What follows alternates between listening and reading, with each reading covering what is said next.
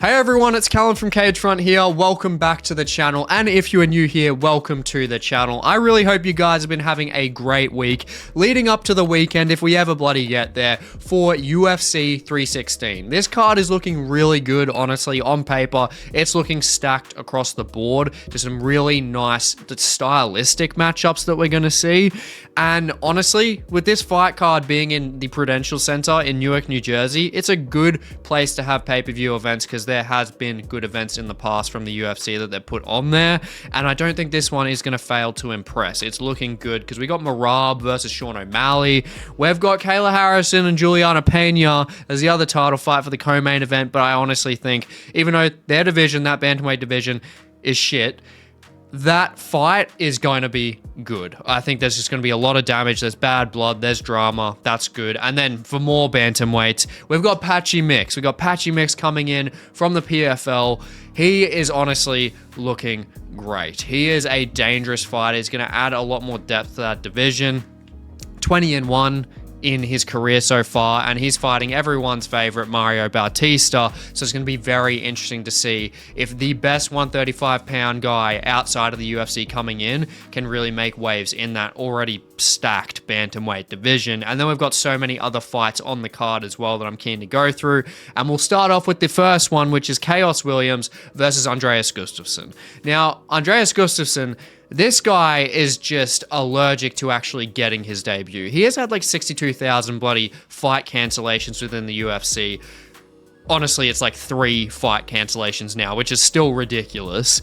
And then Khaos Williams, we've got him coming through, coming off the first finish loss of his career, getting submitted badly by Gabriel Bonfim, got completely slept. And this was the kind of guy that I was watching before this actually happened. I was like, I just can't, he's one of those fighters you just can't imagine him getting finished. I'm not sure if you guys have those fighters where you just think they have this kind of aura of invincibility, and Khaos Williams is this guy on the feet, super stoic, like very technical, got a lot of power, but that draw was that ground game and he got taken out badly. So mentality wise, it's gonna be really interesting to see how Khaos Williams comes back. And Andreas Gustafsson on the other side, you know, him having to go fight camp after fight camp. He was literally supposed to fight last bloody week, and his opponent had to pull out. So I think it was his opponent. It might have actually had to have been him, but Gustafsson, he's on this card. So Gustafsson being on this card, I mean, he's going to be hungry. He's had 3 fight cancellations. He's going to want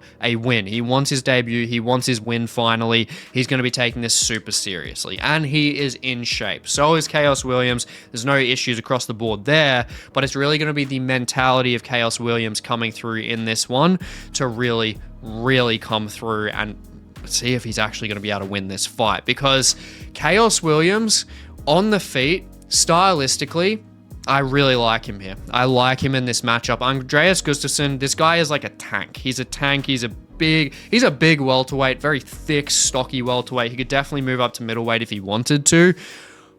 But the thing that I really just don't like about Gustafsson is, granted, he's durable, you've never been finished, but he just has really poor head movement out at range when it comes to boxing or kickboxing range. His head movement is really suspicious. Like on Dana White's Contender Series, he was moving like very oddly. Like he was dropping his head straight down. He was getting tagged. He versed this kickboxer that was actually fairly technical, so that could have played into it a bit. But Gustafsson is a very heavy grinder, clinch-based style striker. That's what he is. He really likes to outmuscle, overpower his opposition in the clinch. His cardio is honestly fairly decent, and he just really tries to just tear them down, just draw out that power from them, and then just suffocate them to then take them out late. That's realistically Gustafsson's kind of game plan here. But Khaos Williams, 8-0 with KOs. Granted, they're 8-0 apiece, but Khaos Williams is much more dangerous with his actual crisp boxing, much better at range. And if Gustafsson is not going to be able to get this to the ground, or just in the clinch-based exchange, which I don't think he's going to be able to hold Khaos Williams there, to be honest. Williams is strong in himself, pretty much identical in terms of just being stocky. They're the same size, same height, same reach, same pretty much everything there. But Khaos Williams has fought better opposition. He's UFC tested, and he's got really nice striking. And the thing that I love about him is that he sets up the body shots. So he utilizes body shots to set up the head shots really well. He uses a really nice jab to the body, and then he just finds those shots up top. And if Gustafsson, especially with the way he has his head movement, dropping his head, and him getting hits to the body, he's going to lower his hands, and then I think Khaos Williams, he's going to come over the top, and I think he's going to be able to absolutely floor him, to be honest. I think that he's going to be able to find the finish within the first to the second round. I think Khaos Williams coming back after that Gabriel Bonfim loss, that humiliation, really, I think he's going to be hungry as hell. I think he's going to come back into this, use that striking that he has, fighting another guy that's not a submission-based artist, realistically. And Williams, I think, he's going to do some damage in this fight. Moving up the card to Marquel Mederos versus Mark Choinski. Mark the Shark. Choinski, this guy has got a bit of hype around him coming through the regional scene. He is honestly looking pretty good. He's pretty well-rounded overall. Now, he doesn't have like a lot of power, but I will say he does have really nice straight shots. He mixes in his knees very well. He's got really nice outside leg kicks as well. But the thing that I really don't like about him, and it's nothing to do with his actual skill set itself, and I really just don't fully understand why he's a favorite in this matchup, is when you look at the guys that he's actually fought. Like, you look at the records of these guys. There's guys that's like 6-8. There's guys that's like 1-1. You know, he doesn't have a lot of guys that are really fantastic that he's fought compared to a guy like Marquel Mederos, who's on like an 8-fight win streak. He's got a lot of momentum behind him. He's UFC tested now as well, and he's got really nice boxing. I think Choinski does have nice boxing himself, but I think in contrast to Mederos, I think Mederos is just more advanced in that area, and I think the boxing overall through 3 rounds, I really think that that's going to test Choinski a lot. And the thing with Choinski, I know he does have like a wrestling background, but I haven't really seen enough from his wrestling within an MMA environment. Granted, this could be dangerous in terms of a prediction, but I don't think Choinski's wrestling within MMA is the greatest from what I've seen to really get Mederos to the ground and suffocate him and find a submission. Because Choinski, he is very good when it comes to actual submission offense. As you can see, 5-0, he's undefeated, he's got momentum. They're both literally, technically 8-0 when it comes to just records. So yeah, there's a lot of momentum behind both of them, but I honestly think as a $2.45 plus for Mederos, I think it's just too good not to take, honestly. I think Mederos has really tested himself across 3 rounds. Granted, I think this is a mix of Mederos being taken down from the Austin Hubbard fight. I think a bit of a mixture of that with Choinski just having momentum and being a more of a fan favorite when it comes to the regional scene. I think that's where it's kind of skewed it there. I think this is honestly a great upset to take for Mederos. If Mederos can keep this on the feet, utilize those long combinations, those like 3 to 4 strike combinations that he uses with the boxing, I really think he's going to give Choinski trouble. I think there's going to be a really good fight. High volume, just that high output here, both orthodox as well. So it's gonna be a bit interesting because they're mirrored in their placement of their feet. So Choinski with an outside leg kick, that can be pretty effective there when it comes to it. So that's where I think there could be a bit of trouble if Choinski really starts chewing up the legs early of Mederos, but I just don't think it's enough, and I really just can't get past the record of opposition and the caliber of opposition contrast from Mederos to Choinski there. I think Mederos is going to be able to get a decision win here. I think it's going to be like a 29-28 decision. I think Choinski's really going to push the wrestling pace in the second round after he gets woken up by a guy that is UFC caliber, but like Mederos. I think in that first round, I think Mederos is going to lay it on him with the boxing, just utilizing that volume, keeping that takedown defense tight. But I think in that second round, Choinski's just really going to pressure him heavy. I think he might steal the second round on control. And then I think Mederos is just going to come back, dog it out with the boxing, possibly finish Choinski in the third round. But I'm really thinking that Mederos is going to get a 29-28 decision in this one. Moving up the card to Yanal Ashmouz versus Quillan Salkilld. Now, Quillan Salkilld, he is good. $1.24 to -410 good. I don't know about that. Now, he's just absolutely annihilated Anshul Jubilee at UFC 312, which I literally saw live.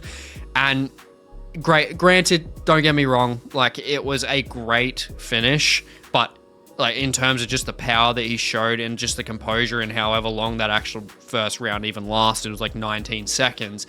But it was an early stoppage, very early stoppage. I don't know what the hell the ref was doing there. Jubilee was getting straight back up. And yeah, the ref kind of cooked it there, but that doesn't take away anything from Salkilld. Salkilld got him to that position where he was almost completely out within less than 30 seconds. And that's where Salkilld, he's got power in his hands. He's got a much longer reach here. He's got a 7-inch reach advantage. And then he's also got high-paced wrestling. He shoots like 8 takedowns on average through his UFC career so far. So it's a bit skewed compared to like his other fights, but regardless, he has a very heavy wrestling pace, and that's going to be interesting against Yanal Ashmouz. Now, with Yanal Ashmouz, he's a shorter guy.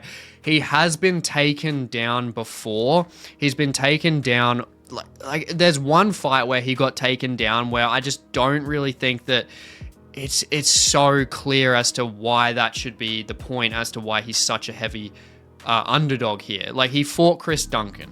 Chris Duncan took him down, got a decent amount of control on him, but at the same time, Yanal Ashmouz like broke his hand in that fight. I'm positive he broke his hand or completely damaged it to the point where he couldn't make a fist, and that's gonna really stifle you in terms of, you know, getting back up from the ground, stopping wrestling-based exchanges, takedowns, and yeah, and even throwing strikes. It's just shit to deal with, and that's what Ashmouz was going through. And other than that, Ashmouz has realistically pretty much never been taken down. He's got a pretty good takedown defense, 85% takedown defense, I do believe, overall. And Quillan Salkilld, the guy has to get pretty low to get Ashmouz to the ground. I mean, Ashmouz is a lot shorter, a lot more stockier than Salkilld. And the thing that like I really like about Ashmouz is his ability to dart in and out on a linear axis.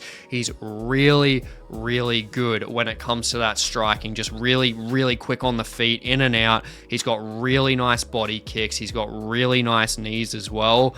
And he's just, yeah, I think he's just more advanced. I think he's more advanced technically when it comes to his striking overall. Uses really nice wheel kicks, like just a lot of unorthodox based techniques. And that's where I think he can really overwhelm Salkilld in this fight. I'm not going to lie. I think Salkilld, granted, he's got knees, he's got decent body shots as well. But I think when it comes to that striking difference, I trust more in Ashmouz, to be honest. He's shown more.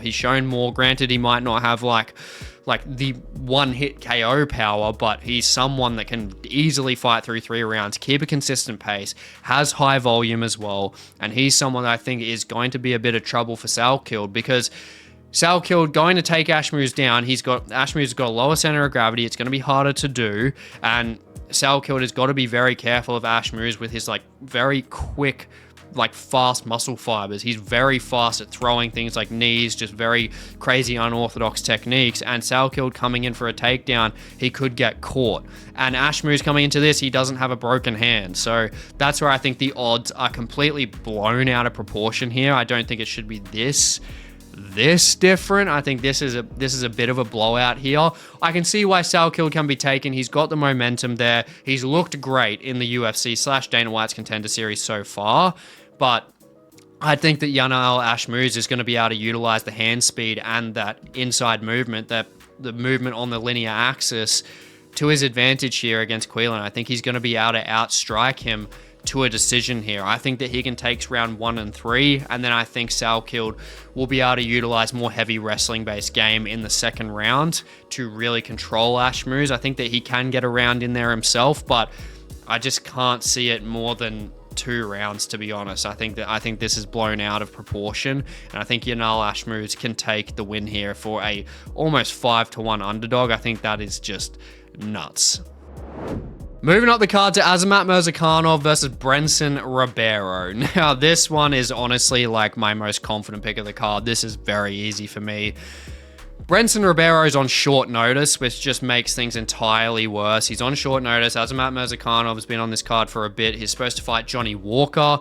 There's going to be no difference here. He was going to chin Johnny Walker, and he's going to chin Brendson Ribeiro here. He is going to knock him out stiff as a fucking board. Because Azamat, for one, he's undefeated. He's got undefeated momentum. He's got extremely clean boxing. He is honestly the dark horse of this light heavyweight division. Granted, he's not the youngest, but it seriously just doesn't matter because Ribeiro's boxing is just that bad that Azamat is going to annihilate him. I mean, Ribeiro's best chance of getting any form of just scratch of a win here is to take Murzakanov down and try and submit him.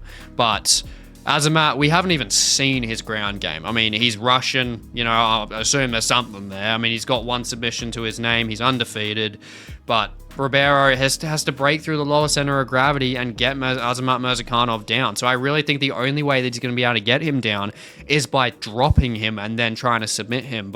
And there's always a chance. I mean, the reach difference here is fucking ridiculous. It's 9.5 inches here, which is stupid.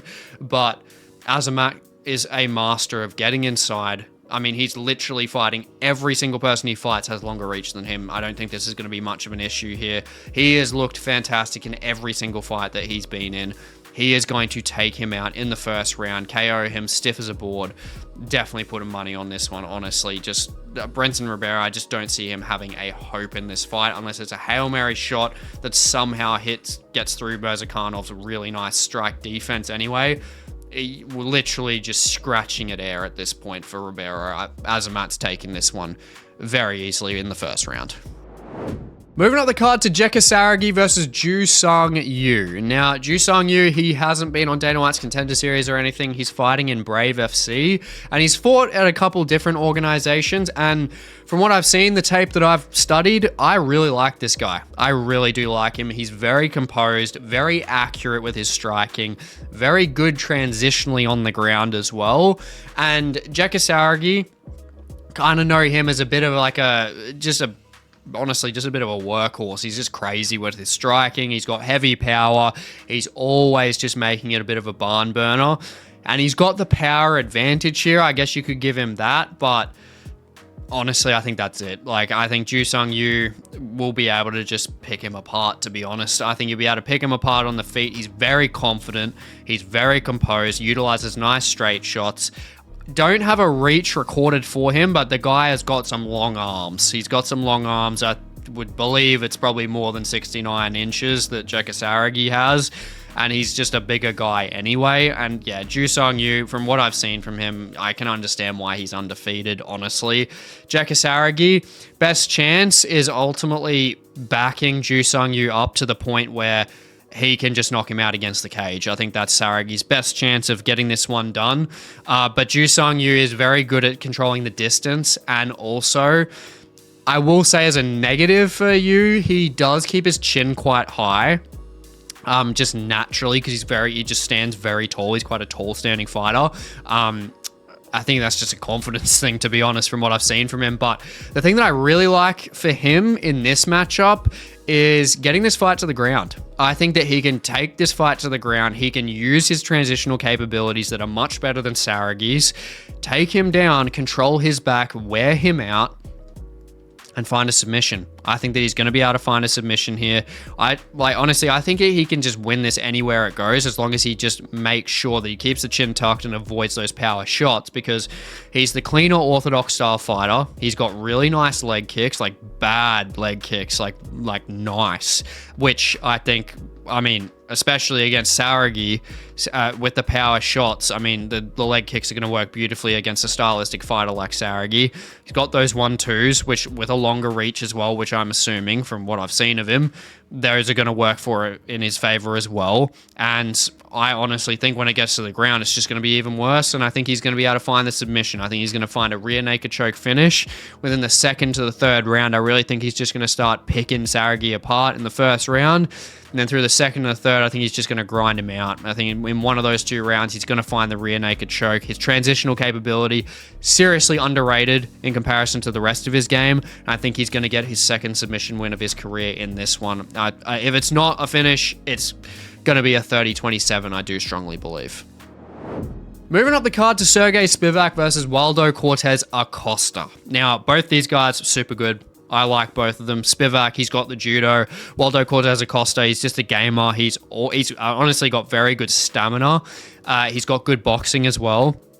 And, I mean, he's had one loss in his career so far, which was against Rogerio de Lima, who chewed his legs to absolute fucking bits and then took him down, which I think is playing into why he's an underdog in this matchup against Serghei Spivak, because as we know, Spivak, with the judo that he does have and the striking improvements he has, he is a bit of an issue. Like, the problem for Serghei Spivak is guys that are just much faster than him, which is guys like Cyril Gane, you know, guys like Jailton Almeida. They're the guys that are really just going to punish him. And Waldo Cortes-Acosta, he's on the faster side, but he's not like a guy that Serghei Spivak's gonna be like, oh shit, you know, like he's not like a Jailton or a Cyril Gane, which Spivak in that sense as well, he's had a lot more high-level experience. He's had a lot more high-level experience there. He's much more tested within the UFC as he's a top 10 fighter. And I will say, like, Cortes-Acosta, he's more crisp with the striking. He's better with his boxing overall. And Spivak, that's something that he's going to have to look out for sure, because, you know, Waldo Cortes-Acosta, he's a guy that's got the KO power there, especially when it comes to just putting it through like 2 to 3 piece combinations. By the time he hits that third or fourth time, yeah, he's taking you out. But the thing that I just don't really like, and I can understand from an odds perspective, is when it comes to Waldo Cortes-Acosta and stopping takedowns, there hasn't been a lot of guys that he's fought that have actually tried to take him down. And that's where Serghei Spivak is going to be trying to hunt that immediately. And if we don't see the cage-based game, like the clinch game against the cage of Waldo Cortes-Acosta improving since that De Lima fight, and as well as the takedown defense, I mean, the big problem Cortes-Acosta has is with the hips and getting his legs tangled up and then just getting thrown to the ground. That's a big problem that he had against Rogerio. And Spivak is a guy that's going to be able to do that and more. He's got the hip tosses as well, which Cortes-Acosta has simply never faced before. And that's what's good about Spivak, is because he is just a unique fighter, being able to utilize that judo so effectively at such a heavy weight. I think that's where it's just going to really come through clutch for Spivak. And yeah, I just don't think the takedown defense is valid enough here. We haven't seen enough evidence of Cortes-Acosta being able to stuff that effectively. And Spivak is just going to be a different kettle of fish, even compared to Rogerio de Lima. And that's where I think Spivak gets him down. And I think he's just going to be able to just honestly, I think he's just going to go position over submission here, control him, grind him out for a decision win, get back to a fight within the top 10. I think that's what he's really hunting for here. There could be a possibility of a submission, but Cortes-Acosta, he's one of those guys I just can't imagine him getting finished. So I do believe, watch now, he's going to get finished, but I do believe that Spivak, I think he's going to take this 29-28. I think he's going to take the later rounds more so. I think he's going to get the second and the third round. I think first round, Cortes-Acosta is really going to try his hardest to keep this on the feet, utilize his jab, just really, really push a high volume pace with the boxing. But then I think with Spivak's judo, it's just not going to be enough, and Spivak's just going to be able to take this 29-28 decision here. Now moving up to Ariane De Silva or Ariane Lipski versus Kong Wang, or Wang Kong, whichever you want to call both of them.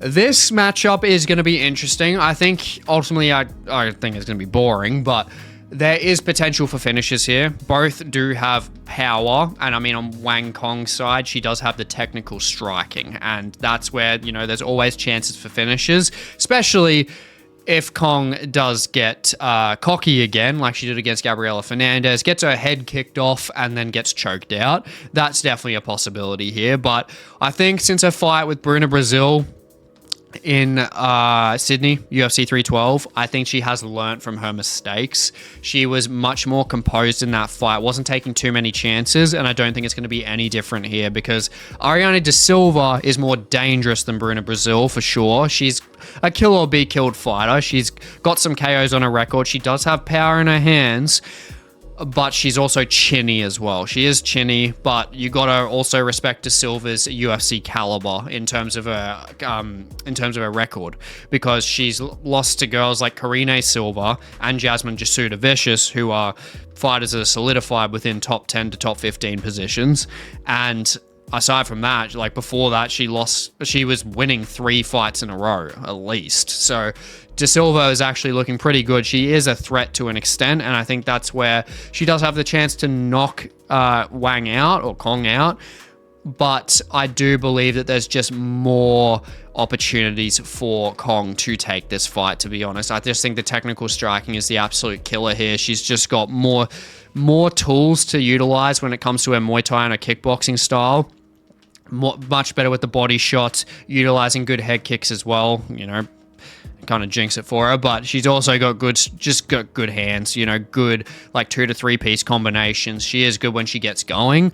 And De Silva is someone that's just, honestly, I think that she really wants to get this fight to the ground. She does have the advantage there, 4-1 with subs. She isn't and she isn't bad at all when it comes to the ground game. Granted, she got submitted by Jasmine Jasudavicius, but she does have the opportunities there, and I think she's got the advantage there. But statistics wise, and from what I've seen within her game, I just don't trust in her actual offensive takedown threat to get Wang to the ground and just destroy her. I don't see that happening. If there's anyone that's going to have a clear advantage when it comes to any form of MMA here, it's going to be Kong when it comes to the technical striking. She's got a higher output. She's more accurate. She has a much more credited game when it comes to striking in general, and I believe it's going to get her a decision win here. I think she's going to be much more safe in this fight, especially recognizing Ariane's power, or if she gets cocky again, she could probably just get head kicked again, to be honest. Who even bloody knows? But yeah, I think realistically, from an analysis point of view, Kong with the technical striking, she should be getting this one done. Now, moving up the card to Bruno Silva versus Josh Van. Now, just like any bloody Josh Van fight, this is going to be an absolute fucking banger. I'm so keen for this fight. I love flyweight. I think flyweight shits on heavyweight, to be honest. Hot take. The flyweight division is sick. It is so good. Like, the top 20 fighters, pin them all up against each other. No matter what matchup you make, there is going to be volume. There's going to be just entertainment. There's going to be things bloody happening. And whether it's on the ground or whether it's on the feet, and when it comes to both of these guys in either positions, it's going to happen. I mean, Bruno Silva, he is super entertaining. He's a very durable guy. He's got power in his hands. I mean, he's got a submission-based threat there as well. And Joshua Van, the guy is just nuts. Like, the guy is so entertaining. He throws like 8 strikes. I think he lands over 8 significant strikes per minute, which is stupid. Absolutely stupid. That is crazy numbers to be throwing. That is more than guys like Max Holloway, like volume strikers like him, more than Dustin Poirier as well. Just nuts. Like, that's like 2 strikes landed per minute more than them. Now, when it comes to Joshua Van, obviously super, super entertaining. Ground game wise, he has shown really nice takedown defense in recent matchups as well. You know, especially since losing to Charles Johnson, he's really just come through and he's shown a lot of improvements. And Bruno Silva on that other side, I mean, he's been a bit unlucky. I mean, he had the controversial nut shot loss to bloody Manel Cap, and aside from that, I mean, he was getting beaten up by Cody Durden, but then he just took him out. Took Cody Durden out bad. First time Cody Durden's ever been finished by a KO TKO, and he got taken out badly by Silva.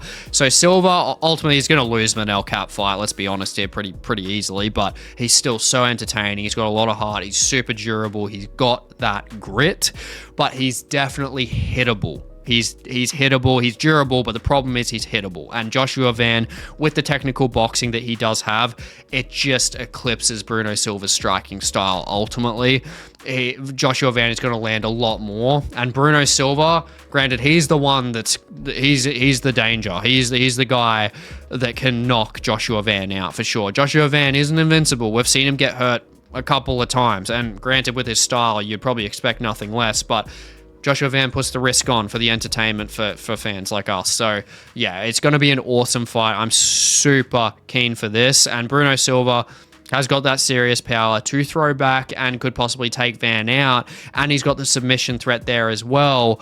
but I think Joshua Van is just honestly going to be too much. I could see a world where Bruno Silva is just getting pieced up through rounds 1 and 2, and then he knocks Joshua Van out in the 3rd round, bloody Charles Johnson style. But yeah, I don't see it happening in this fight. I think especially since that Charles Johnson fight for Joshua Van, he's made so many good improvements. I mean, fantastic takedown defense. I mean, with the boxing as well, it's only getting better. It's just a work of art.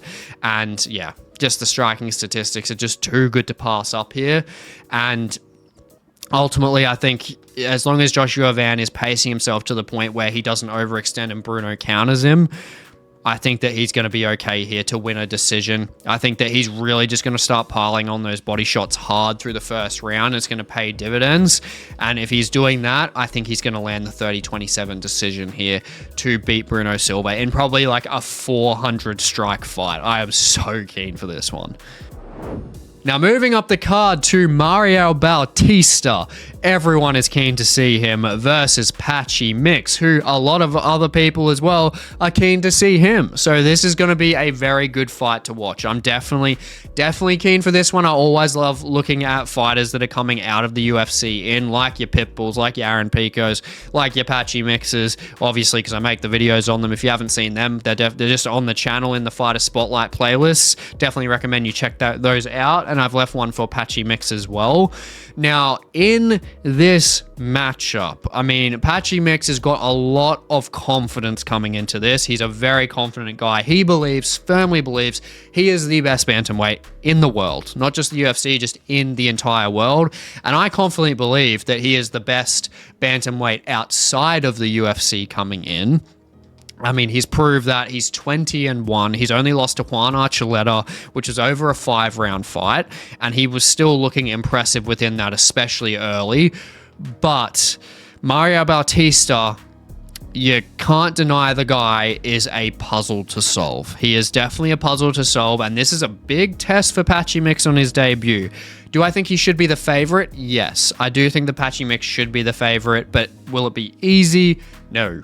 No, it will not. Mario Bautista does not make any fight easy, because Bautista has only lost to, I mean, aside from Trevin Jones and that random KO loss, he's literally only lost to Corey Sandhagen in his debut. And even that was somewhat competitive. So, you know, Mario Bautista, fair to his name, is a top 10 fighter, without a doubt. As much as people hate him, he is a good fighter. And look, Patchy Mix is coming in on short-ish notice because Marlon Vera pulled out. He pulled out with an injury, and Patchy Mix has come in to take his place.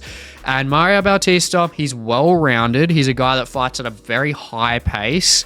And I will say that with the high pace that he does fight at, he doesn't have like the greatest striking overall. He's pretty average there. He can land like high-ish volume.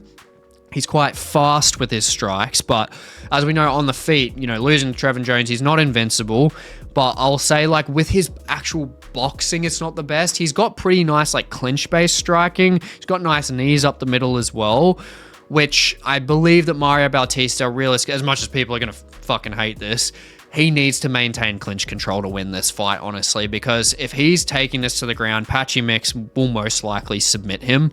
Patchy Mix is just a phenom when it comes to his grappling-based game. He can literally get submissions from anywhere. He's extremely dangerous from any position, on top, on bottom, literally from the back, anywhere. Doesn't matter. And when we look at Bautista, he's still good on the ground. 6-1 with submissions, but he's not Patchy Mix. I'm just going to say that now. And Mario Bautista, he's got wrestling there, but I mean, Patchy Mix is going to invite it. He's going to invite the wrestling. He would happily get taken down. Patchy Mix does not give a shit about getting taken down or not. If he gets taken down, he will be hunting submissions like you will not believe. The most aggressive submission artist in this division, trust me if you have not seen him. Now, Mario Bautista, I think he's really just going to have to apply consistent pressure.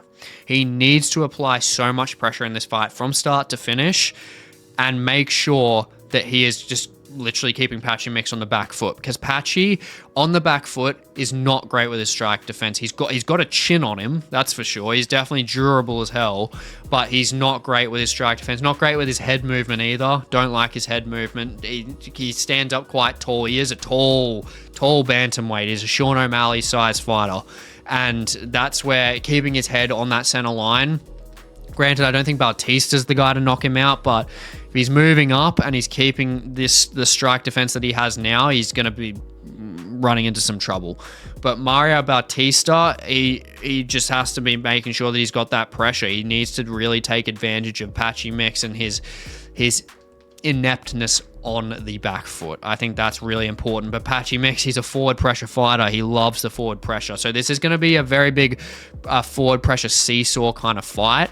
And whoever is maintaining that the most is going to be winning this fight. And Patchy, I believe that he is going to be able to utilize more tools when it comes to his striking. He has improved it very well. He uses nice straight strikes. He's got pretty nice hooks. He mixes up the kicks very well as well, which is quite an underrated part of his game, but he also has really nice clinch-based knees. So I do think these guys are pretty like neck and neck when it comes to their striking overall. Both aren't the greatest, but both are quite quick. But the rest of the game just falls into Patchy Mix's favor, to be honest. And I honestly think Mario Bautista at some point, especially if we see Patchy outstriking him consistently in the first round, it is going to be an uphill battle for Bautista to win this fight. But I do believe that it's going to be very back and forth with a seesaw kind of fight. And I do think that Bautista can land takedowns. He can get takedowns for sure, which Patchy will invite. But that's where I think Patchy will get a split decision win here. I think he'll get a split decision because Bautista, I think, will accumulate control time when it comes to taking Patchy down. But Patchy is going to throw up so many submission-based attempts and put Bautista in positions where he is in actual danger of getting finished. And I think that along with the striking output, I think Patchy is just going to land a bit more cleanly.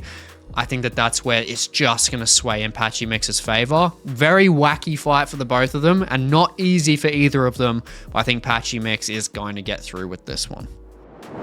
Moving up to Vicente Luque versus Kevin Holland. Kevin Holland bouncing back down to welterweight. And yeah, I'm actually surprised that this fight hasn't actually happened yet, to be honest. It's kind of a battle of like the poor fight IQs, which is realistically what I'm seeing here, because both are honestly, aren't the greatest when it comes to, Luque pulling guard on fucking Joaquin Buckley and then Kevin Holland just being Kevin Holland. I honestly think they're the same level of fighter.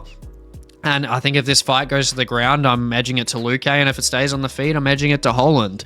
And I think just out of a realistically an entertainment standpoint and who has more fight IQ, I got to go with Kevin Holland. I just don't think Luque is honestly that great anymore. He used to be pretty entertaining and pretty good, but I honestly think ever since Jeff Neal beat the living shit out of him, I just think he's just dropped down a peg. And granted, he submitted Temba Garimbo fantastically well, and I don't know how the hell Temba was even a favorite in that fight, but yeah, Kevin is not a Temba Garimbo. Kevin's got dangerous striking. He's got reach. We know Kevin Holland. 5-inch reach advantage. He's got better output. I mean, his takedown defense is actually decent. Granted, the Renier Derrida fight is not helping that claim at all, but Vicente Luque isn't like a fantastic takedown artist by any means, to be honest. When it gets to the ground, if this gets to the ground and Holland's staying on the ground, I think Luque could definitely submit him. Do not get me wrong, but yeah, I just don't think Luque's chin is going to hold up completely against a guy like Kevin Holland with the power that he's got after the accumulation of that Jeff Neal KO loss. I just don't like it anymore. I think Luque has just had a bit of his soul chipped away after that fight, and he doesn't have great head movement, and he loves getting into firefights, and he is an entertaining fighter. But yeah, with the beating that he got put on, I honestly believe Kevin Holland, rounds 2, round 3, with a lot of accumulated damage. I think a lead hook to a straight in the middle of the octagon, I think he's going to drop him, TKO him, TKO finish, ground and pound. And yeah, I think he's just going to win this fight. Or, Kevin Holland style, I mean, Luque might just submit him in the first round. But ultimately, I'm a bit more confident in Kevin Holland taking this one. Moving up to Joe Pyfer versus Kelvin Gastelum. The immovable object in Kelvin Gastelum for sure. The guy has been in some fucking wars. He's been in some wars. He's been an amazing Hall of Fame fight against Israel Adesanya. Definitely deserves to be in the Hall of Fame, which he got at UFC 312. Definitely respect that. And then against the unstoppable force to an extent, Joe Pyfer, definitely menacing guy. Big middleweight. He's got, a lot of power in his hands. And I will say, since Pyfer did lose to Jeka Manson, I mean, he's been looking bloody scary. I do believe that he is born again. I think that, honestly, to the point where, I gotta say it, I think Pyfer's gonna take him out. I mean, I predicted this fight before, and it's not changing here. I think Pyfer does have the best opportunity to take Kelvin Gastelum out. Now, Gastelum, we know he's a gritty boxer. He's got a good jab. He's got good wrestling. He's got a submission game there. He does have good rear naked chokes. He's got some guillotines in there as well. But he's just slowed down so much, and he's been very inconsistent. Like, in his last 10 fights, he's gone 4-6. And in recent times, he's just not faced a dangerous striker as Pyfer, since Robert Whittaker, who put a beating on him. And leading up to this point now, he's still young somehow. He's been around for so long, but yeah, Joe Pyfer, I think, honestly, he's really going to be wanting to just target Kelvin Gastelum and really just take that scalp. I think Joe Pyfer's hungry, and if he does it, if he takes out Kelvin Gastelum, he's getting a top 15 fight, 100%. Dana White loves him. He fought Jeka Manson, who is a very tough guy to beat. And Jeka Manson was like a 4-1 underdog in that fight. I put my money on Jeka Manson in that one without a doubt. But, Joe Pyfer still went the 5 rounds in that one. But identifiable holes in that fight, which was Joe Pyfer on the back foot, getting backed up. He doesn't circle out effectively and leaves his head on the center line a fair bit. But if he's tidied that up, I mean, he's looked great in his recent fights. If he's tidied that up, I don't see a real problem here. I mean, he's very strong. Gastelum is going to really have to work hard to take Pyfer down, which he needs to be doing in the first round. He needs to get Pyfer on his ass as soon as possible. And if he doesn't, I think the KO is going to come. But if Pyfer cannot knock Gastelum out in that first round, the better chance Gastelum definitely has of getting this fight done. But I think, honestly, I would realistically take Pyfer by KO TKO the most, then Pyfer by a decision, then Gastelum by a decision. I think Pyfer's damage is just going to be too much. He's very fast as well, got the power, and, I think it's going to be the point where he's going to be able to crack that legendary chin of Kelvin Gastelum in this fight. I think it's time. Now, moving on to our co-main event, the title fight for the Bantamweight women's division. Julianna Pena, the Yapper, versus Kayla Harrison, the juice head to an extent. I mean, she is fucking wham. She is huge. But jokes aside, and Pena robbing fucking Raquel Pennington aside, this fight is absolutely crucial to this terrible bantamweight division. It desperately needed this bad blood kind of beef kind of fight. I mean, we did have that a little bit with Amanda Nunes and Julianna Pena, but Amanda Nunes is just too nice. She honestly is just too nice a fighter. And Kayla Harrison, granted, she's more so composed, but you can tell she's getting pissed. You can tell she's getting pissed off. And Kayla Harrison against Pena, Kayla is the fighter that can finish Pena. She is a fighter that can finish Pena for sure. And they both have finishing potential to an extent, because Pena, she is the one with the cardio advantage here. She's got the cardio advantage. She does have good transitional capabilities. She is good at being able to sinking in submissions on the ground when things get messy. That's where she's realistically made most of her success come through. And she's a great underdog winner as well. And we can see here, plus 455. $5.55 is a humongous underdog here for a title fight. Just nuts. I mean, we haven't seen anything near this since, obviously, Islam versus Moicano. But Julianna Pena, the thing with her is, I mean, granted, she's a good underdog, winner. But going in this fight, she has to survive the first couple of rounds. And before we, actually scratch that, before we even get into the fight, firstly, the elephant in the room, Kayla Harrison and that scale. Is she even going to make 135 pounds flat? That's a massive question, which Pena has just darted that in her mind through interviews.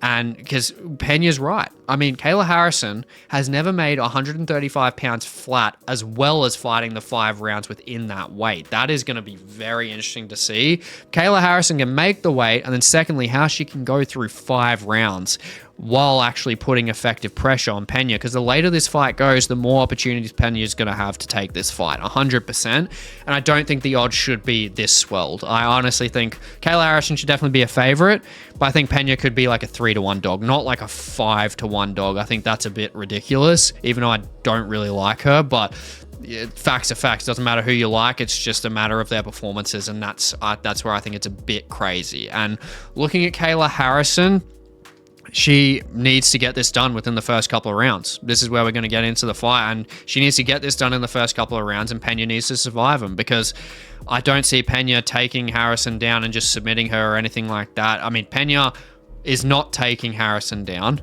She might be able to control her with some like backpacking or something like that on the feet, but she's not taking her down. Kayla Harrison will be able to take Julianna Pena down. That's for bloody sure, because Pena has been taken down in pretty much every single fight she's had in the UFC. If you look through her statistics, pretty much every single fight, not hard to take her down, honestly. And Pena's striking is absolutely fucking woeful. It is dog shit. Like, she has a decent-ish jab.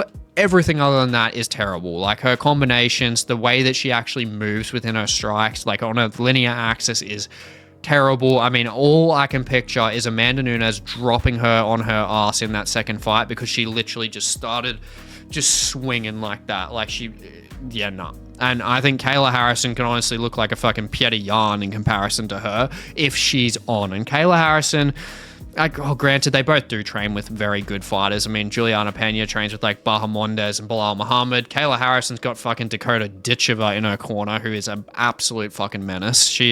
It needs to be signed by the UFC ASAP. But getting sidetracked, Kayla Harrison in this fight being a southpaw, and then Pena with that jab. Pena does have a good opportunity to utilize the jab from orthodox stance to really stifle Harrison like she did against Amanda Nunes in their first fight. That is Pena's best opportunity there, or to take it through to the late rounds and just really just use that cardio issue against Harrison to her best advantage. I mean, that's the best thing she's got, but honestly, I think Kayla Harrison is going to do what she's saying. I just don't see a world where Pena is going to be able to firstly stop the takedowns. And if Kayla Harrison gets on top of her, granted, Pena does have transitions, but how many times is Pena going to be able to just avoid the strikes? I don't see that happening. Kayla Harrison, she's got submissions there too. 6-0 with KOs, 7-0 with submissions. She is fucking dangerous. She is dangerous, and I do believe that Kayla Harrison, if she gets confident in that octagon when she takes Pena down, which I believe she will, she doesn't want a submission. I think she wants to just pound Pena's head through the fucking canvas. I think she's going to do that. I think she might actually be able to be the first one to actually split Pena from consciousness. I think she's going to bloody her up very badly. I think she's just going to TKO at the ground and pound. And yeah, I think it's going to happen within the second to the third round. But that being said, that's if everything goes well. Because Kayla Harrison, firstly, she's got to make the weight. She's got to make 135 flat. And then she's also got to get through 5 rounds potentially. But of course, she would have trained for that. She's got the judo on her side. She's going to be able to take Pena down. And if she is prepared for this fight, which she should be, she is going to take Julianna Pena out in this fight. And moving on to the main event, we have Merab Dvalishvili versus Sean O'Malley 2. The rematch outside of the sphere now into a normal arena, which is going to be interesting because of what Sean O'Malley said. Granted, could just be excuses, but he said that he hated fighting in the sphere because of the atmosphere and the way the lights were shining. But then again, Merab had no issues. So in this fight, it's going to be very fascinating to see if Merab is going to be able to utilize the same game plan, because he is just an offensive takedown fucking cardio machine threat. Like, he is just a nightmare for anyone to deal with when he gets his game going. And a big thing with Merab that I just got to say, honestly, like, I had Sean O'Malley last time. I had Umar against Merab as well. He's proved me wrong. And the thing is, the guy is not only growing in skill sets, I mean, especially with his striking, it's extremely underrated. his confidence is like, his confidence against Umar was through the fucking roof. He was just toying with him towards the end of that fight. Granted, he got hurt within the first round, got hurt a little bit in the 5th round, I believe, but I mean, he's been hurt in like every single fucking fight he's had, but he's got such good recovery. His recovery is fantastic. He's like Mateusz Gamrot, he got hurt by like Dos Anjos like 2-3 times and he just recovered and won that fight. Same thing with Merab. Like, these guys are just so cardio-centric, have such great consistent wrestling and just that smother style. They're just so good with their recovery. And Merab is always bloody tough because even though he's been hurt in pretty much every single first round that he's ever bloody been in and almost taken out, he's just got the winning formula because he's got the heart, he's got the durability there. Well, not so the durability, he's got the recovery there and the winning formula at the moment. I mean, he's just got the winning formula to beat people because he just breaks people's wills. He's not a finisher. He's a winner. He is a guy, even Sean O'Malley said it, he's a guy that just knows how to fucking win. He does. I mean, literally the confidence that was just oozing out of him in the last 3 rounds against Umar Nurmagomedov was just, you know, something completely different. I was absolutely shocked. And I love O'Malley, and I would prefer O'Malley to be champion. I love that slick kind of striking from a tall fighter. They're just like that's like my favorite style. But his wrestling was just completely exposed in that first fight. And granted, he may have been injured to an extent, but to Merab's credit, through the first Sean fight and the Umar fight, the striking improvements are there anyway. They've gone completely under the radar. He's landed some really nice, clean, tight hooks. He hurt both of them. I mean, he hurt O'Malley to an extent, and he hurt Umar with his striking. No one would have thought that would have happened. And mixing that striking that's getting better to then running the pipe effectively, I mean, honestly, like, if O'Malley just doesn't finish him early, what is O'Malley going to do? I think it's just simply going to be the same story. It's going to be the same story here. I think Merab's distance management against O'Malley in that first fight was extremely underrated. And I guess, like, with Sean O'Malley and the way he's training, I've seen him say that, like, you know, they were really headhunting and trying to find an early finish in that first fight. And now they're more focused on wrestling, you know, counter wrestling. But that's more so counterproductive in this fight because Merab is a guy, you just can't out-wrestle him. You're not going to be able to out-wrestle him. It's just not happening. You need to take this motherfucker out. You need to find a knee up the middle. You need to find like a really nice counter, like maybe feint the uppercut, land a nice straight down the pipe. Like, O'Malley needs that confidence. He needs to seriously, like, he needs to just risk it all. He needs to risk it within those first 2 rounds. If he gets taken down, fucking tough tits, man. Like, you're out. Like, I just don't see him being able to out-transition Merab. Merab is so strong as well. He's so compact, and when he's on top of you, O'Malley's got the long limbs where, granted, I mean, he might be able to throw up a Hail Mary triangle, but Merab's fighting guys in, like, syndicate MMA that are, you know, throwing up all these things all the time. It's no way of being able to efficiently, effectively predict that and bet on that even. So, you know, like, I think that Sean's obviously going to be able to withstand 5 rounds. He's going to be able to go the 5 rounds, but he's not going to be able to withstand the pace of Merab. That's the thing. I just don't see it being any different in this fight. I think Merab, honestly, unless Merab gets finished early, like, that's the only way I see this happening, because O'Malley, he's been injured. He's coming back. I mean, the injury that he had was like 6 months out, which I'll talk more about in the hot take video that's coming out later this week, where I talk more about these two in their matchup. But yeah, I ultimately just don't see an opportunity there for O'Malley, especially in the later rounds, because he knows he needs to win those rounds late as well. Unless there's a desperation shot late, like he did get in the first fight where he hit his body very nicely, but aside from that, like, I just don't see it. I don't see it happening. I think O'Malley can win either the first or the 5th round, but give him one of them, and every other round is going to be Merab's. He's getting a 49-46 decision in this one. I think he's just consuming him through 4 consistent rounds, and O'Malley is just not going to have the tools for him, and especially on the ground, I think Merab is just going to have a field day. Now, moving on to the Fight Card Awards and kicking it off with Fight of the Night, I got to give it to Bruno Silva versus Joshua Van. I mean, what did I say? Like, The flyweight division is cracked. It's awesome. I absolutely love it. My top 3 favorite divisions. And with Joshua Van, who has 8 significant strikes landed per minute against a guy like Bruno Silva, who has finishing threats from everywhere. Dude, take my money. This fight is going to be awesome. Now, finish of the night, if it happens, got to give it to Joe Pyfer. If he's destroying that Hall of Famer granite chin of Kelvin Gastelum, yeah, 100%. This is going to be finish of the night, and I do believe it's so, because if Pyfer is getting a finish, it's always a fucking brutal finish. Now, performance of the night, I got to give it to Azamat Murzakanov. I'm so confident in this guy just being able to absolutely fold Brendson Ribeiro like a fucking lawn chair within the first 2 rounds, to be honest. Lower center of gravity, he's not getting taken down. He has got the tight boxing.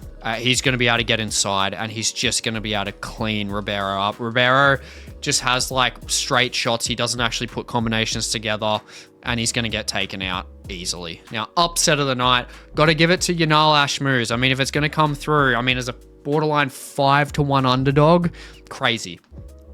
Absolutely crazy, I think. Like, Quillan Salkilld, he is a great fighter. Granted, he's Australian, you know, don't even have the Australian bias there. I think he is a great fighter. But, you know, Ashmouz as that 4-1 dog, and showing the ability that he's had through the UFC so far and his career in general. The only loss he's had in the UFC is while he's had a broken hand. Like, I just think it's a bit ridiculous that, you know, he's this much of an underdog, where you have Quillan Salkilld, who doesn't have as much experience, and he's got momentum behind him because of the quick, like, flash KO. But, you know, Ashmouz, aside from having the broken hand, he hasn't really shown a whole lot of weaknesses. You know, he's beaten, like, these scarier guys with KO power, like Trevor Peek. I mean, Ashmouz does have a ground game himself as well. He can take Quillan Salkilld down, and he's got the faster striking as well. I think this, honestly, is going to be an upset that could definitely happen. Now, fighter to watch, got to give it to Patchy Mix. Even though I think it's going to be a split decision there, I honestly do believe that this guy is going to be a problem within the division. Do I believe he's going to be a champion? I don't know about that at the moment. I don't think so, unless he tightens up his striking extremely well. But aside from that, I think Patchy Mix is just going to be entertaining in terms of the depth that he gives to the bantamweight division with his aggressive submission threat. That's what I'm so keen to see. But Mario Bautista, not going to be easy. So I'm definitely keen for that fight as well. Now, I really hope you enjoyed this predictions and breakdown video, and I really hope you enjoy UFC 316, and I really hope you guys enjoy the rest of your week. And if you haven't already, I highly recommend you check out my recent ranking and hot take video on the most dangerous KO artist in MMA history, which is just on the screen now. And please feel free to like, comment, subscribe. It goes a long way for the channel, and I will catch you in the next one.